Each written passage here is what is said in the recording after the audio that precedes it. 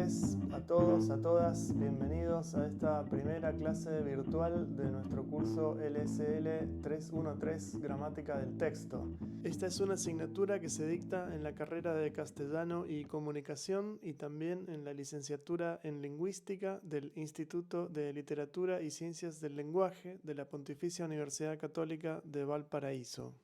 Esta es la segunda vez que se dicta de manera B-Learning. La primera vez fue el año pasado. Esta vez vamos a tratar de seguir los mismos lineamientos. La medida general es que tendremos clase presencial una vez a la semana y otra vez vamos a tener estas clases virtuales asincrónicas. Las clases presenciales son normales, como han sido siempre. Yo estaré en la sala de clase y estaré apoyando la realización de ejercicios y resolviendo dudas, mientras que el grueso de los contenidos teóricos van a ser expuestos en estas grabaciones y estarán disponibles en YouTube. Lo que corresponde hacer en esta primera clase es primero ofrecer una definición general, preliminar de lo que es la gramática del texto. Esto nos va a ofrecer una base teórica como para ir avanzando poco a poco en el resto de los contenidos teóricos del programa. Asimismo, también daremos lectura o haremos una revisión de los puntos principales del programa, de la asignatura, por lo menos la parte de la descripción, los contenidos de la asignatura, los contenidos de las 3 unidades y la tabla de evaluación. Bueno, en relación con la definición preliminar, decía, de una gramática del texto, como toda gramática, una gramática del texto es también parte de la descripción de una lengua. Quienes cursan esta asignatura han tenido ya en años precedentes gramática descriptiva 1 y gramática descriptiva 2. La diferencia fundamental entre esta asignatura y estas dos asignaturas precedentes es que las anteriores han sido gramáticas oracionales, es decir, gramáticas que no trascendían el punto final de la oración. Esto quiere decir que en nuestro caso nosotros vamos a aventurarnos más allá de esa oración y vamos a concentrarnos en el análisis de los mecanismos léxico-gramaticales que encontramos, sí, en una oración, pero que se vinculan con elementos que están más allá de la oración. Como veremos al principio, elementos que están dentro del mismo texto, es decir, en otras oraciones del mismo texto, pero también con elementos que ni siquiera están en el texto, es decir, elementos que están en el contexto de aparición el contexto de enunciación de la producción textual. Otra diferencia importante con respecto a estas gramáticas precedentes es que la oración en sí es un objeto ficticio. La oración en sí no existe como tal. Es una ficción metodológica de los gramáticos. Nadie ha visto nunca una oración, es una mera abstracción, un modelo abstracto de un concepto gramatical. Nosotros, en cambio, no vamos a hacer eso. Nosotros nos vamos a concentrar en el análisis de producciones reales de texto, es decir, únicamente vamos a trabajar con textos que efectivamente se hayan producido. Textos concretos, textos reales, es decir, textos, como decía, que efectivamente se hayan producido, es decir, textos que tengan un contexto de enunciación, que tengan un enunciador, un enunciatario, es decir, una primera y una segunda persona, que son los participantes del discurso, y también un contexto espacio-temporal, es decir, un aquí y una ahora de la enunciación, porque todos esos elementos forman parte constitutiva del texto. Cuando digo texto no me refiero necesariamente a una producción escrita, es decir, un texto puede ser también una producción verbal. De hecho, no hay nada de lo que nosotros hacemos que no pueda aplicarse necesariamente a una construcción oral. Podríamos aplicar los conceptos de la gramática del texto para el estudio de la conversación. De hecho, es algo que se hace. Nosotros no lo haremos por una cuestión práctica y también por una cuestión tecnológica, una cuestión práctica de tiempo. Por una cuestión práctica de tiempo nos vamos a limitar a trabajar con texto escrito. Y concretamente con un género en particular que es la columna de opinión que aparece en los periódicos. No por ningún motivo en especial, no es que la gramática del texto esté especialmente preparada para trabajar con ese género, sino simplemente por una cuestión de conveniencia. La columna de opinión es un texto relativamente corto y en tanto género argumentativo concentra buena parte de los mecanismos que nosotros queremos estudiar en esta asignatura. Así que parte del trabajo que haremos, que será un trabajo teórico, de estudio, de la bibliografía, de preparación intelectual, digamos, luego va a tener un correlato práctico que consiste en el análisis de una columna de opinión, como decía. Ese análisis consiste en una serie de barridos, es el término técnico que utilizamos, barridos en los que vamos a ir identificando de estos distintos elementos léxico-gramaticales y cuál es la función que cumplen. Nuestra tarea es básicamente descriptiva, explicativa en algunos casos, pero consiste en términos prácticos en identificar estos mecanismos y clasificarlos, es decir, identificar cuál es el mecanismo que está desempeñando una función y cuál es esa función, qué clase de función desempeñan. Ahora voy a entrar un poquito más en detalle en estas cuestiones. En cuanto a mí como docente, bueno, yo llevo ya 10 años trabajando en esta universidad, enseñando esta asignatura. Anteriormente trabajé en otra universidad, en la Universidad Pompeu Fabra, por otros 10 años más, trabajando en estos temas. Básicamente mi especialidad es la lingüística computacional. He trabajado en lo que se conoce como el procesamiento del lenguaje natural, que por supuesto tiene mucha relación con el análisis de textos. El análisis de texto, pero también incluye el análisis del léxico, que es otra de las áreas en las que me desempeño, análisis del léxico y también de la terminología especializada. En esta universidad dicto también las asignaturas de terminología en la carrera de traducción e interpretación y también trabajo como docente en el doctorado en lingüística, enseñando la asignatura de metodología de la investigación lingüística.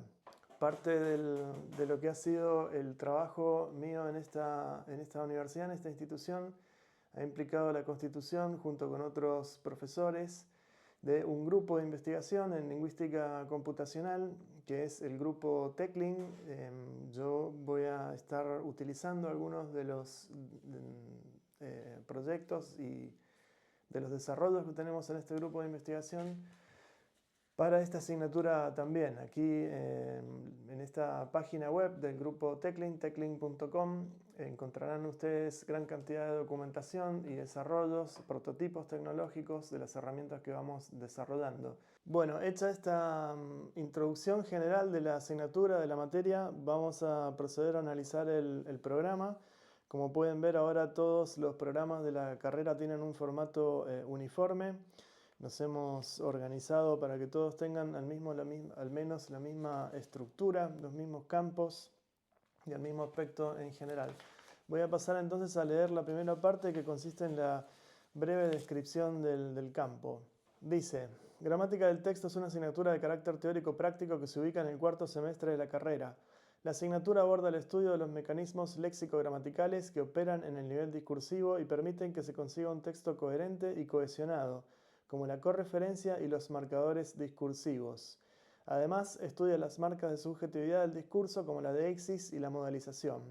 Al final de la asignatura, los estudiantes serán capaces de conocer y comprender los elementos que constituyen el nivel textual del lenguaje, llevar a cabo un análisis sistemático de los textos y reflexionar sobre el funcionamiento de los diversos mecanismos de textualización.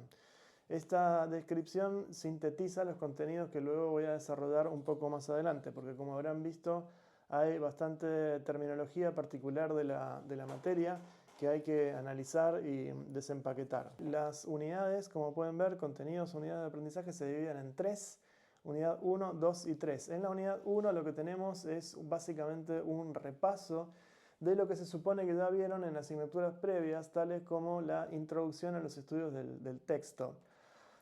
Es decir, vamos a construir aquí una serie de bases teóricas, los fundamentos teóricos de la disciplina, también la historia de la disciplina, es decir, la historia en tanto desarrollo, digamos, su constitución disciplinar.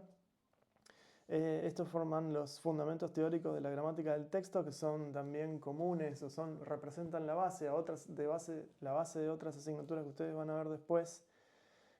Como por ejemplo el análisis del discurso, y concluiremos la unidad 2, este repaso de unidad 2, con propiedades generales de los textos, tales como la isotopía, la cohesión y la coherencia. Y ahora sí creo que convendría desarrollar un poquito algunos de estos términos. Isotopía, como se podrán imaginar, es una palabra que tomamos del griego, isotopía. Iso, mismo, topía, tema, ¿no? Es el mantenimiento del mismo tema. Vamos a estudiar cómo un texto, como una propiedad esencial de los textos, es el mantenimiento de un tema. Los textos eligen un tema, hablan de objetos siempre, eligen un objeto y predican algo acerca de esos objetos.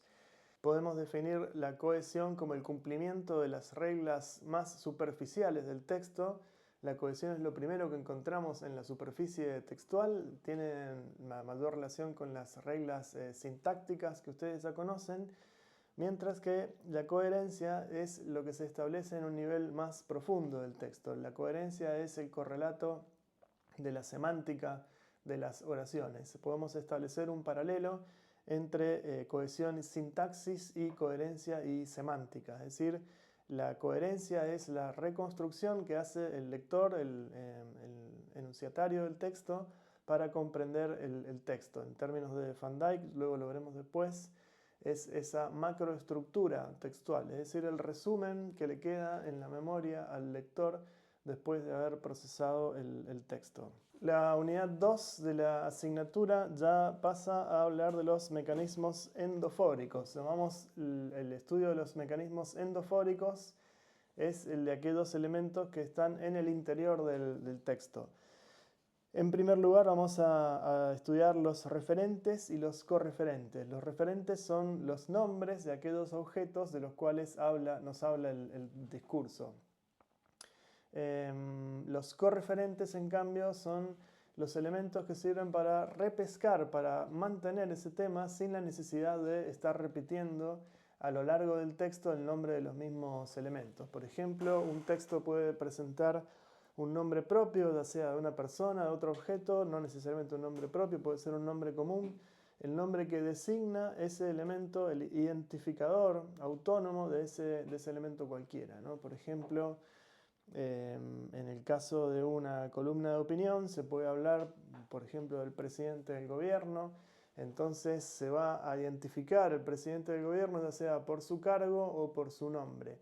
Posteriormente, sin embargo, no es necesario cada vez, en cada proposición que se retome el tema, el mismo objeto puede ser retomado con, por ejemplo, un pronombre. Hay una diversidad de mecanismos léxico-gramaticales que nos proporciona la lengua para poder evitar esta repetición. Puede ser, sí, como decía, un pronombre, pero también hay otras posibilidades más.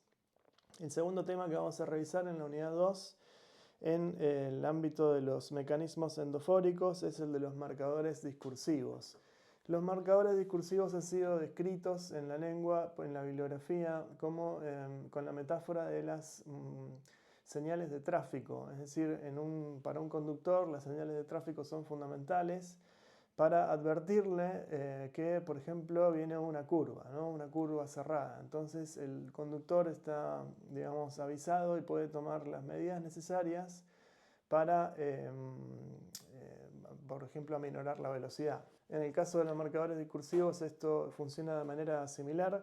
Un conector, por ejemplo, es el marcador discursivo que le puede ayudar al lector a conectar de manera correcta el significado de distintas proposiciones de un texto.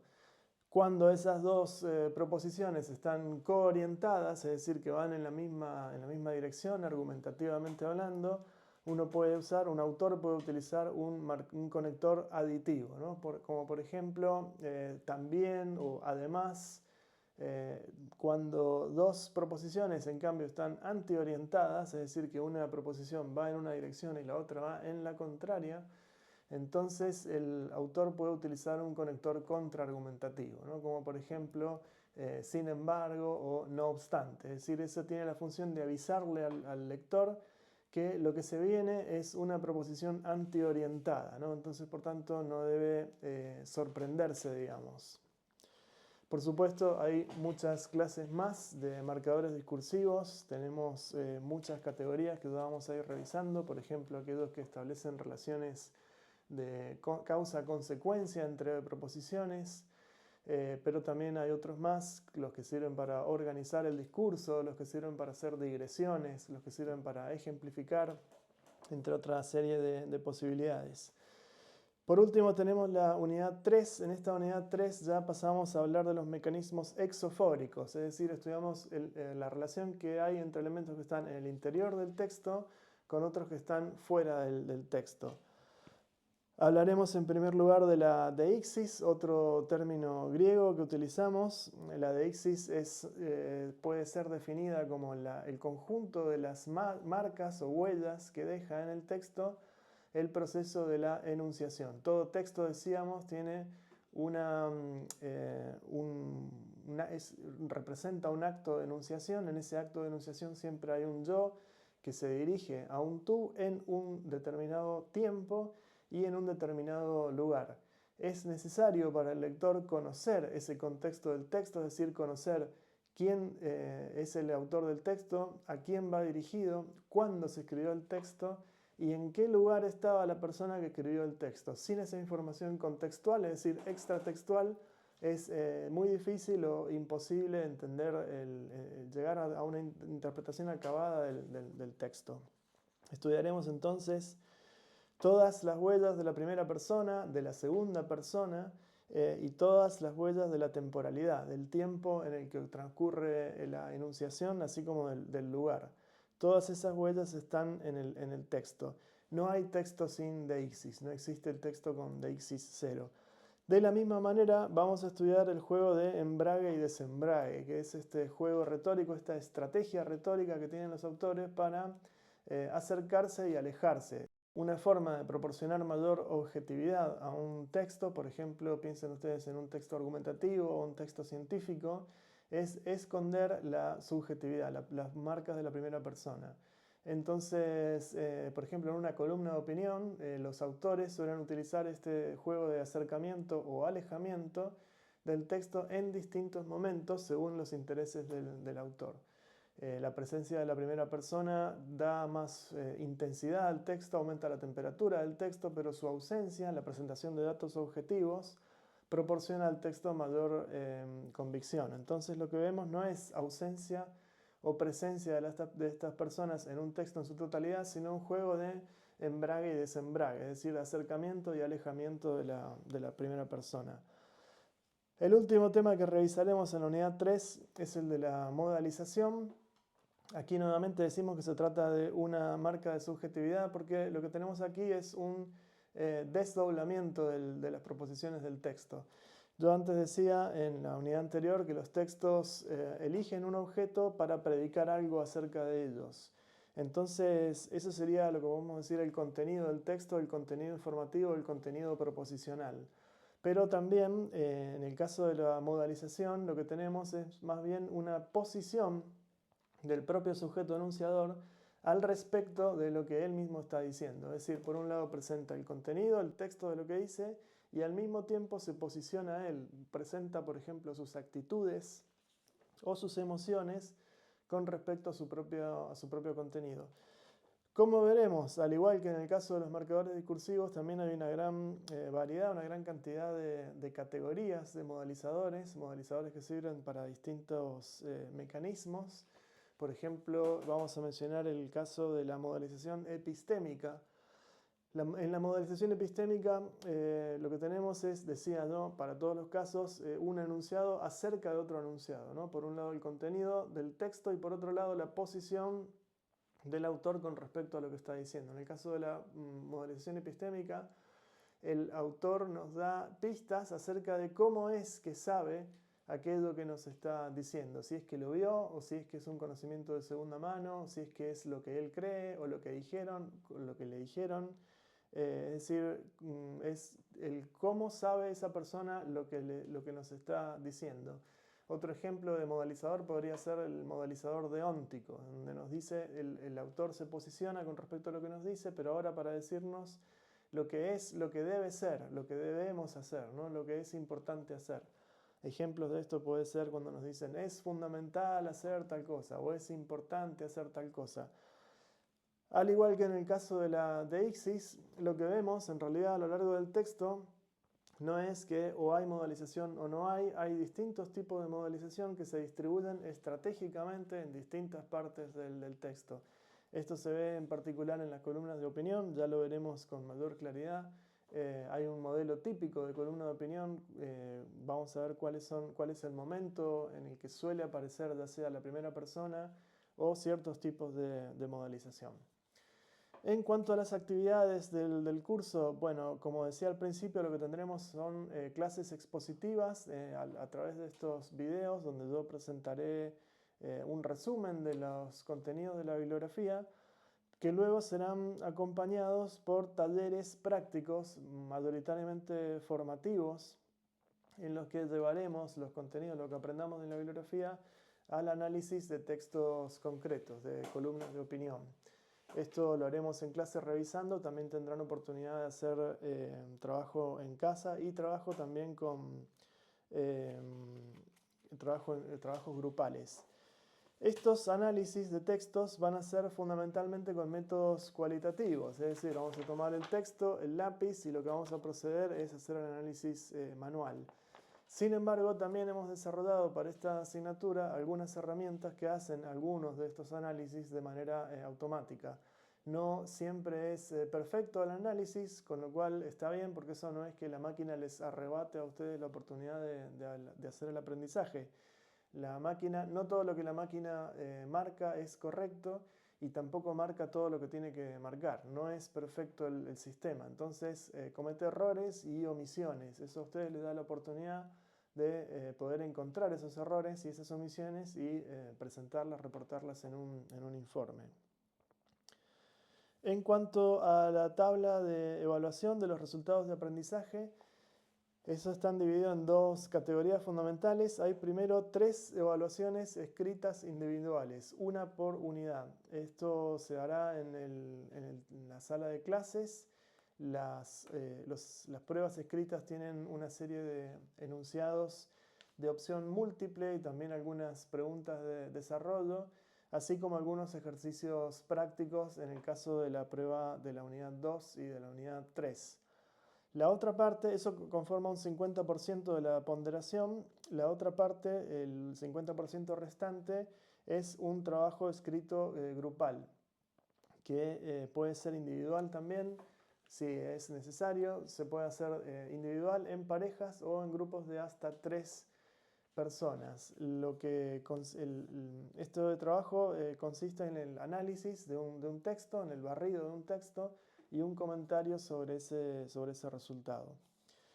Finalizando entonces el programa, encontramos por un lado la bibliografía básica y por otro lado la bibliografía complementaria. En cuanto a la bibliografía básica, lo que tenemos, podrán ver ustedes, existe cierto solapamiento con asignaturas anteriores, fundamentalmente el curso de Introducción a los Estudios del Texto. Este solapamiento es intencional, la idea es que se produzca un poco de redundancia para crear un efecto de continuidad entre las distintas asignaturas. De cualquier manera, muchos de estos textos tienen mucho para darnos, es decir, no alcanza con una sola lectura. Haremos un repaso. Verán también que no todos los textos son muy recientes, pero hay ciertos textos clásicos que todavía es necesario dominar, todavía es necesario leer, porque son lo que nos van a dar la base para después, con posterioridad, analizar bibliografía un poco más reciente. Lo que quedan son los aspectos administrativos, que son comunes a todos los programas. Por tanto, yo entiendo que ya los conocen en el cuarto semestre y no hace falta revisar. Pero es responsabilidad de todos revisar este texto, este programa, porque esto representa una especie de contrato de trabajo. Y si es que hubiese alguna imperfección o algo que corregir o explicar mejor, sería necesario hacerlo de inmediato. Ese programa está dado en el aula virtual, también está en el aula virtual este cronograma, el syllabus. Aquí verán ustedes también una reiteración de algunos de los elementos que están en el programa, pero también la tabla con todas las actividades que haremos a lo largo del semestre. Aquí en estas tablas van a encontrar ustedes la fecha, el número de clase, es decir, la semana, el tipo de actividad, si es formativa o sumativa, los contenidos que se tratarán, qué actividades y también las lecturas. En esas lecturas yo estaré también indicando, cuando sea posible, los rangos de lectura para que ustedes sepan exactamente qué leer. No siempre vamos a leer los textos completos. Y eso sería todo por hoy. Yo estoy a vuestra disposición para lo que necesiten. Tienen mi correo electrónico. Además, en el aula virtual está habilitado ya un foro para hacer comentarios. Yo creo que es mejor comunicarnos a través del foro, porque de esa manera todos los estudiantes pueden estar al tanto de lo que se discuta allí. Considero que es mejor eso que el correo electrónico, donde la respuesta es siempre individual. Si eso no hiciera falta, también estoy a vuestra disposición en el despacho, en la oficina. Solamente es necesario que me escriban para ponerse de acuerdo y podemos discutir ahí los temas que haga falta. Eso es todo entonces, les deseo mucha suerte y yo estoy seguro de que nos lo vamos a pasar muy bien en esta asignatura, analizando columnas de opinión. Nos vemos entonces el próximo viernes.